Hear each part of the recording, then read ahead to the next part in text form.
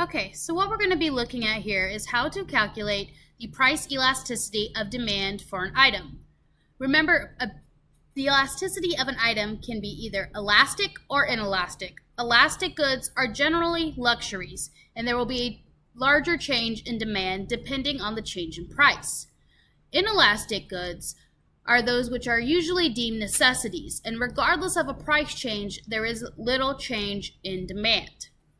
For this math, step 1, you will need to have the original price minus the new price divided by the original price times 100. We're taking it times 100 because we're trying to find a percent change. Step 2 is to take the original quantity demanded minus the new quantity demanded divided by the original quantity demanded. And again, take it times 100 because we are trying to find a change in percent. The third step of this is to take the percent change in quantity demanded from step 2 divided by the percent change in price from step 1, or delta QD, which is the quantity demanded, and then delta P, which is the percent change in price.